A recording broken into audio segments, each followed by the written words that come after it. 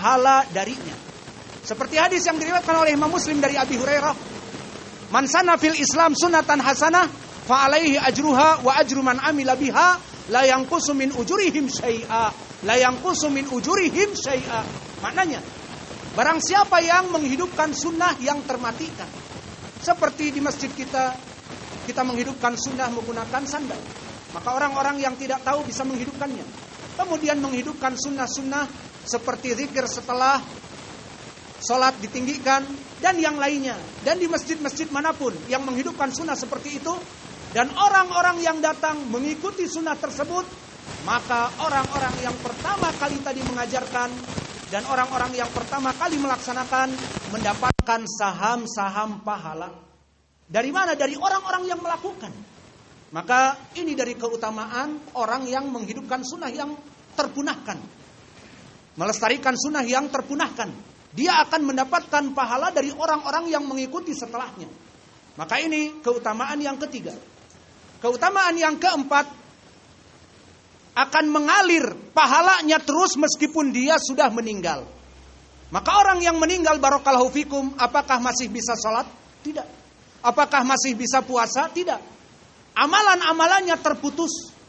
Namun bagi penghidup sunnah ini, di saat dia mengajarkan sunnah, kemudian diikuti, dan kemudian dia meninggal, dan the next generation dari anak-anaknya, dari istri-istrinya, dari anak-anak muridnya melaksanakan sunnah-sunnah yang diajarkan oleh gurunya yang meninggal tadi, maka akan mengalir terus kepada amalan bagi dirinya meskipun sudah di alamil barzakh. Maka asal dari kehidupan dunia tidak ada hubungannya dengan alamil barzakh kecuali 3 perkara di dalam hadis yang diriwayatkan oleh Imam Muslim dari Abi Hurairah, "Inabna Adam idza mata in qata'a amaluhu illa bi ihda salas."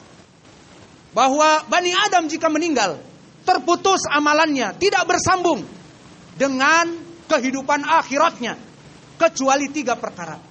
Perkara yang pertama, amalun jariyah. Seperti orang yang ikut memberikan saham membangun masjid, baik menginfakkan hartanya untuk membeli keramik, membeli apa saja semen, ataupun bekerja untuknya, melaksanakan gotong royong dengan peluh keringatnya, maka masuk kepada amalun jariyatun. Yang kedua, waladun saleh yad'ulahu. Dia mempunyai harta-harta yang tersimpan dari anak-anak yang soleh, di mana dia membiayai anaknya untuk belajar, menuntut ilmu syar'i, maka dia besar menjadi anak yang soleh, maka doa-doa anak soleh ini akan terus mengalir. Di saat anak-anak solehnya berdoa setelah sholat atau di dalam sujud, Allahumma gfir li abi, Allahumma gfir li wali walidayya, wahai Allah ampunilah kedua orang tua kami, dan sebagainya akan mengalir. Dan begitu pun yang ketiga, dan this is the point, ini adalah poin kita, ilmun yuntafa'u bihi, ilmu yang bermanfaat yang mengalir terus. Apa contohnya? Seperti seorang yang mengajari sunnah, seorang mudarris, seorang ustadz sunni yang menghidupkan sunnah yang termatikan, kemudian orang-orang setelahnya melaksanakan sunnah yang termatikan ini, maka orang-orang yang melaksanakan setelah meninggalnya orang ini akan terus mendapatkan pahala ke alam barzakhnya. Maka seperti Syekh kami Mukbil yang mengajari kami sholat dengan sandal. Waktu kami belajar dulu di Damaj. Damaj telah tiada dan kita sudah di Indonesia. Kita buka di masjid kita pun sholat dengan sandal. Maka kita mendapatkan sunnah. Syekh kami Mukbil yang menghidupkan sunnah dulu dan mengajari kami mendapatkan pahala dan dia sudah meninggal. Dan begitu pun kami nanti jika sudah meninggal, anak-anak kami ataupun santri-santri yang meneruskan ma'had dengan sholat menggunakan sandal, insya Allah kami mendapatkan pahala. Maka jangan diputus sunnah itu ya, biar aku pun mendapatkan pahala jika sudah meninggal. Alhasil, itulah dari keutamaan mereka orang-orang yang menghidupkan sunnah. Berapa tadi poin? 3 atau 4? 4 ya? 4. Ikhtilaf para ulama di sini.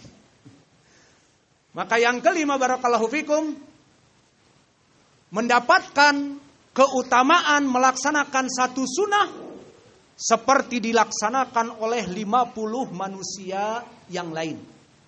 Seperti datang diriwayatkan di Ashabus Sunan dari Abi Tha'labah Al-Khashani dan juga dari Abdullah bin Mas'ud dan para sahabat yang lainnya, yang hadis ini datang dari berbagai jalan.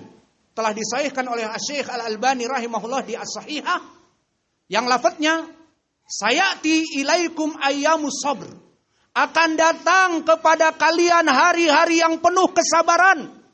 Al-qabid ala dini kal-qabid anil jamrah. Orang-orang yang menghidupkan sunnah-sunnah Nabi pada zamannya sangat keras, butuh kesabaran. Orang yang memegang sunnah-sunnah Nabi pada zaman itu, kata Nabi, maka bagaikan memegang batu bara. Jika dipegang akan terbakar tangannya. Jika dipegang sunnah itu akan tercecar namanya, akan diejek, akan diasingkan. Bahkan yang tadinya dibantu masjidnya, dibantu dakwahnya, ditinggal. Seperti persangkaan mereka. Karena apa? Menghidupkan sunnah yang dimatikan. Akhirnya orang ini kalqabid anil jamroh, bagaikan memegang batu bara. Jika dipegang terbakar tangannya. Namun jika dilepas agamanya. Jika sunnah ini tidak dihidupkan karena takut manusia menyelisihinya, seperti orang-orang yang melempem tadi, jangan ngomongin masalah jenggot, masalah isbal, jangan. Pokoknya berkumpullah di dalam majelis, nggak apa-apa. Jangan tagirul mungkar. Maka di sini orang-orang yang berpegang teguh bagaikan memegang batu bara. Apa kata Nabi? Man fa'ala dzalika ka'annahu yaf'al khamsina minkum. Maka barang siapa yang melaksanakan sunnah yang termatikan satu amalan dari satu orang, maka dia mendapatkan pahala bagaikan 50 dari orang-orang yang melaksanakannya. Satu, melaksanakan amalan yang sunnah itu termatikan, dia laksanakan meskipun orang menghinanya, meskipun orang mencelanya, dan para penyandang dana pun jadi kabur gara-gara menghidupkan sunnah ini. Disebut mutasyaddid, disebut orang yang ekstrim pada agamanya. Maka dia bagaikan memegang batu bara, namun mengamalkan satu sunnah ini bagaikan 50. Maka di beberapa riwayat disebutkan tambahan, hal minna ya Rasulullah, apakah 50 dari kami ya Rasulullah? Dikatakan oleh Nabi, na'am, 50 dari kalian. Maka di sini terjadi khilaf di kalangan para ulama dari segi makna. Apakah maknanya pahalanya seperti 50 pahala para sahabat? Sebagian ulama mengatakan jelas tidak. Karena sahabat radhiyallahu anhum wa radu'an, mereka tidak ada bandingannya dengan kita. Seperti hadis yang muttafaqun alaih dari Abi Hurairah, lau anfaqtum kajabali Uhud dahaban lam takdiru kama as-sahabah. Maka jika kalian menginfakkan emas bagaikan gunung Uhud, menginfakkan emas bagaikan gunung Uhud, kaya raya orang ini, diinfakkan mempunyai tambang emas bagaikan gunung Uhud, ini untuk Allah, tidak akan menyamai para sahabat di dalam keimanan mereka. Maka para sahabat mempunyai kedudukan yang tinggi, radhiyallahu anhum wa radu'an. Namun kita di bawah mereka, maka yang rajih dari para ulama mengatakan dari kalian takdirnya adalah dari 50 orang kalian. Adapun dari para sahabat tidak. Karena satu orang saja dari para sahabat kita tidak bisa menyamai mereka. Maka ini dari keutamaan yang keberapa? Kelima. Keutamaan yang terakhir yang keenam, penyebab masuk kepada surga. Seperti di dalam hadis yang diriwayatkan oleh Imam Muslim dari Abi Hurairah, berkata Rasulullah sallallahu alaihi wa ala alihi wasallam, "Bada'al Islamu ghariba wa sayaudu ghariba, fatuba lil ghuraba." Bahwa Islam itu datang dalam keadaan terasing, stranger. Islam itu datang dalam keadaan keterasingan aneh. Mana dalil anehnya? Di saat semua manusia di zaman Nabi menyembah berhala, menjadikan al-alihah, Allah itu disembah dan disembah juga al-alihah. Patung-patung Lat, Uzza, Manah dan Hubal dan 360 patung yang ada di Mekah disembah. Bahkan mereka jika mempunyai uang membuat tepung dari gandum, roti, dibakar, berbentuk patung, disembah. Kemudian lapar, nggak ada makanan lain. Maaf, wahai patung, wahai ilah, dipotong kepalanya dimakan. Seperti itu kerusakan di zaman Nabi. Maka di saat datang Nabi diutus, qul la ilaha illallah tuflihu. Sebutkan, tidak ada sembahan yang hak kecuali hanya Allah. Tidak ada Lat, Uzza, Manah dan Hubal. Maka mereka berpaling aneh. Mana pendalilan di dalam ayat Al-Quran yang semakna dengan ini? Di surat apa? Silahkan. Tidak ada yang bicara? Di surat Shad, Allah berfirman di ayat kelima kalau tidak salah. Aja'alal alihata ilaha wahida inna hadza la syai'un ujab. Maka wahai Muhammad, aja'alal alihata ilaha wahida, kamu menjadikan rob-rob yang banyak ini, Lat, Uzza, Manah dan Hubal dan 360 patung-patung yang kami sembah. Kemudian kamu mengajak kami la ilaha illallah, hanya menyembah Allah. He is the one and only.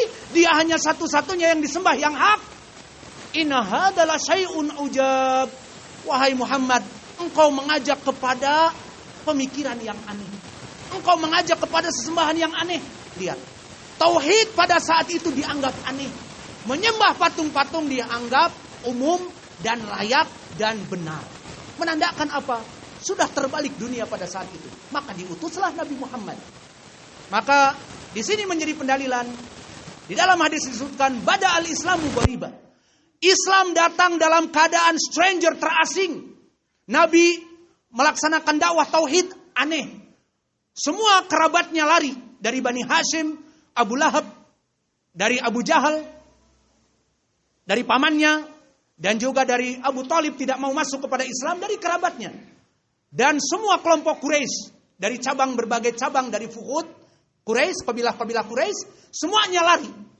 Karena apa ayat tadi? Aja'alal alihata ilaha wahida inna hadza la syai'un ujab. Ini perkara yang aneh wahai Muhammad. Kamu mengajak kami meninggalkan rob-rob yang banyak, hanya menyembah satu rob kamu yang dinamakan Allah.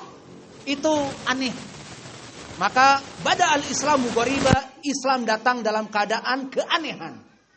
Namun sayangnya di sini, fasayaudu ghariba, dan akan terjadi keanehan tersebut bersiklus.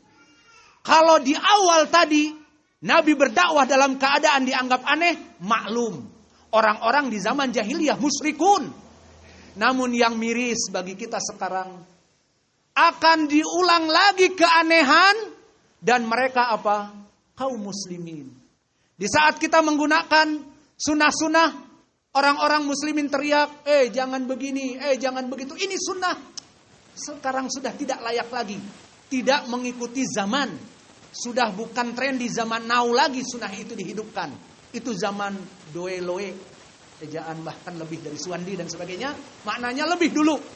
Itu zaman dulu, di zaman Nabi. Sekarang sudah tidak relevan lagi. Maka perkara seperti ini yang miris. Kalau zaman dulu Islam terasing, sebelum masuk Islam, manusia di zaman jahiliyah dianggap asling tauhid dan akidah ahlussunnah. Namun ternyata sekarang orang yang menyeru kepada Islam, kepada tauhid, kepada sunnah dianggap sebagai bid'ah, dianggap sebagai reformasi kepada agama dan sebagainya, dan itu hak. Pada zaman ini terjadi. Maka fasayaudu ghariba, maka akan menjadi keterasingan kembali agama Islam yang hak ini. Semuanya muslimun iya. Namun kenapa mereka merasa terasing? Karena Islamnya Islam yang sudah banyak kebid'ahan, muhdatsatil umur.